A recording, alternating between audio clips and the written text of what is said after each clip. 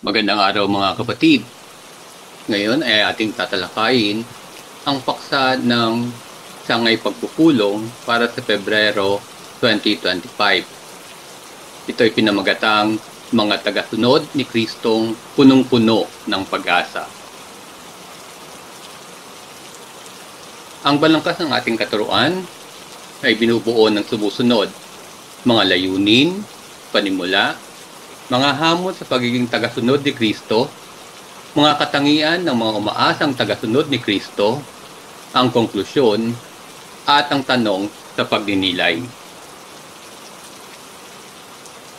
Ang mga layunin natin: una, malaman na ang isang mas malalim na buhay panalangin ay nakaugat sa pag-asa sa Diyos.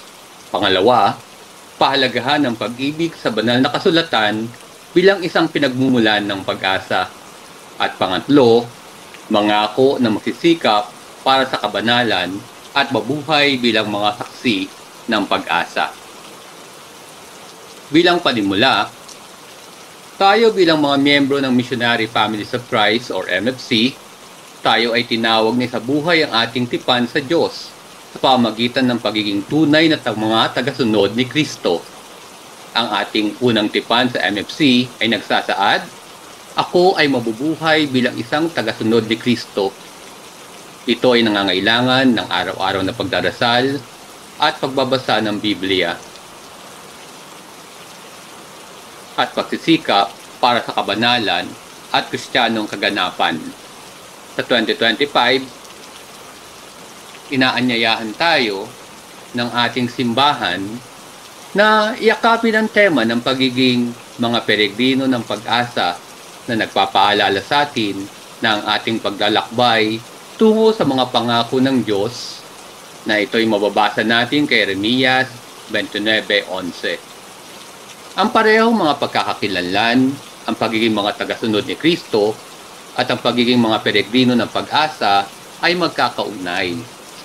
Tayo ay tinawag na yakapit kapwa ang dalawang ito, patuloy sa pagiging mga tagasunod ni Kristo at pagiging mga peregrino ng pag-asa saan man tayo magpunta. Sa harap ng lahat ng ito, ang katotohanan ay nahihirapan pa rin tayong yakapin ang unang tipang ito. Meron pa rin tayong mga kahirapan sa pagsasakatuparan nito sa ating pang-araw-araw na buhay. Ano ang mga hamong ito at paano natin ito malalampasan sa pamamagitan ng pagiging isang umaasang tagasunod ni Kristo? Ang mga hamon sa pagiging tagasunod ni Kristo ay ang sumusunod.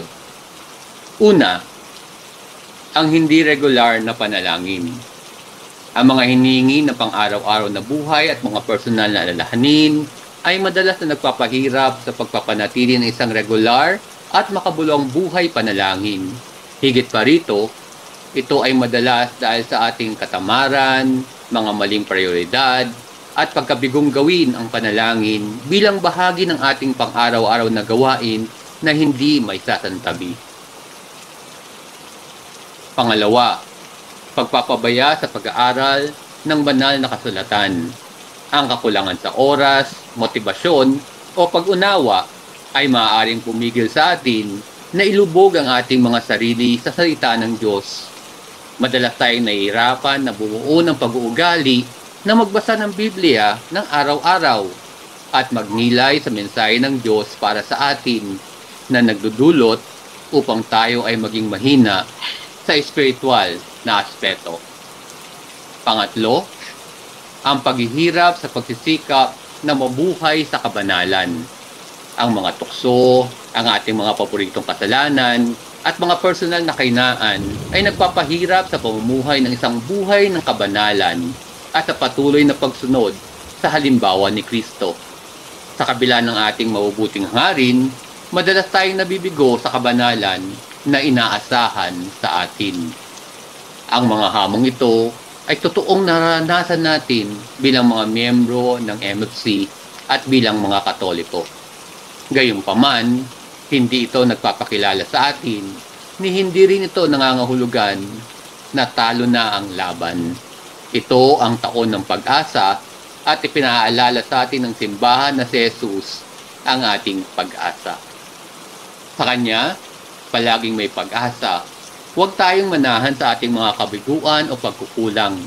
Sa halip, pagtuunan natin ang lakas at biyaya na ipinagkaloob ng Panginoon. Habang lumalapit tayo sa Kanya, maaari nating malambasan ang mga hamong ito at lumago sa pananampalataya. Sama-sama nating panigbaguhin ang ating mga pangako at maging mga umaasang tagasunod ni Kristo. Ano ba ang mga katangian ng mga umaasang tagasunod ni Kristo? Una, tayo ay umaasa sa panalangin. Ang Espiritu Santo na nag-aatas sa atin na ipagdiwang ang liturhiya sa paghihintay sa pagbabalik ni Kristo ay nagtuturo sa atin na manalangin sa pag-asa. Ang pag-asa ay pinalakas sa pamamagitan ng panalangin dahil sa pananalangin natin, nakakatagpo ang Diyos na siyang pinagmumulan ng lahat ng pag-asa. Sa pamamagitan ng pagdadala ng ating mga kagalakan, pakikibaka, at saloobin sa Kanya. Ipinaalala sa atin ang Kanyang pangako na hindi tayo kailanman pababayaan. Ito po'y mababasa natin sa Roma 12:12. Magalak sa pag-asa, magtiis sa paghihirap, magmatyaga sa panalangin. Sinusundan natin si Kristo sa panalangin sa pamamagitan ng pagsunod sa Kanyang halimbawa ng patuloy na pakikipag-ugnayan sa Ama. Madalas na nag-uukol ng panahon si Jesus upang manalangin bilang bahagi ng Kanyang paghahanda. Marcos 1:35. At itinuro sa Kanyang mga alagad na manalangin sa pamamagitan ng Ama namin. Mateo 6:9-13. Ang panalangin ay nag-uugnay sa atin sa kalooban ng Diyos. Inihahanay ang ating mga puso sa Kanyang mga layunin at nagbibigay sa atin ng kapangyarihang harapin ang mga hamon sa buhay. Pangalawang katangian, umaasa sa kasulatan. Sa banal na kasulatan, patuloy na natatagpuan ng simbahan ang kanyang pagkain at ang kanyang lakas sapagkat tinatanggap niya ito hindi bilang isang salita ng tao, kundi bilang kung ano talaga ito, ang salita ng Diyos. Ang Biblia ay isang pinagmumulan ng pag-asa dahil niyahayag nito ang mga pangako ng Diyos ng kaligtasan at kanyang katapatan. Gaya ng pinaalala sa atin ni Pablo sa Roma 15:4, sapagkat ang lahat ng mga bagay na isinulat noong unang panahon ay sinulat para sa ating ikatuturo, upang sa pamamagitan ng pagtitiis at sa pamamagitan ng pangihikayat ng makasulatan ay magkakaroon tayo ng pag-asa. Ang pagbabasa ng Biblia ay nagpapahintulot sa atin na makita ang pamumukadkad ng plano ng Diyos at nagpapatunay sa atin na ang kanyang mga pangako ay magkakaroon din ng katuparan sa ating mga buhay. Sinusundan natin si Kristo sa pamamagitan ng paglubog ng ating sarili sa salita ng Diyos gaya ng ginawa mismo ni Kristo. Madalas na mananunton si Jesus sa kasulatan. Lucas 4:16-21 at binibigyan din ang kahalagaan nito sa paggabay sa atin sa katotohanan. 1:17. Sa pamamagitan ng pagdinilay sa salita, lumalago tayo sa pag-unawa sa kalooban ng Diyos at nabibigyan ng kapangyarihang isabuhay ang ating misyon bilang kanyang mga alagad. At pangatlo, tayo'y umaasa sa buhay ng kabanalan. Lahat ng mga Kristiyano sa anumang estado o lakad ng buhay ay tinatawag sa kapuspusan ng buhay Kristiyano at sa kaganapan ng pag-ibig. Ang kabanalan ay nagdadala ng pag-asa dahil dinadala nito tayo palapit sa Diyos, ang pinagmumulan ng lahat ng kabutihan. Bagamat ang paglalakbay ay maaaring maging mapaghamon, tinitiyak sa atin ang biyaya ng Diyos na nagbibigay raan sa atin na magtiis. Siya na nagsisimula ng mabuting gawa sa inyo ay magdadala nito sa katapusan sa araw ni Jesucristo. Pilipos. Ipinaalala rin sa atin ang kabanalan ng ating mga walang hantungan sa Diyos na siyang ating tunay na pag-asa. Unang sulat ni Pedro. Maging banal kayo sapagkat ako ay banal. Tinutundan natin si Jesus sa kabanalan sa pamamagitan ng pagsunod sa kanyang mga halagahan, kababaang loob, pag-ibig, awa at pagsunod. Si Jesus ang ating modelo ng pamumuhay na isang buhay ng kabanalan dahil lubos siyang nagpapasakop sa kalooban ng Ama. Juan 4:34.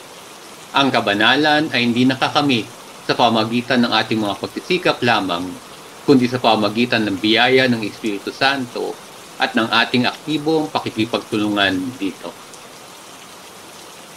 Bilang konklusyon, ang pagiging tagasunod ni Kristo at isang peregrino ng pag-asa ay hindi mapaghihiwalay. Hinahamon tayo ng ating tipan sa MFC na isabuhay ang ating pananampalataya sa panalangin, kasulatan, at isang pangako sa kabanalan. Bilang mga peregrino ng pag-asa, nagtitiwala tayo sa mga pangako ng Diyos na nagdadala ng kanyang liwanag sa iba.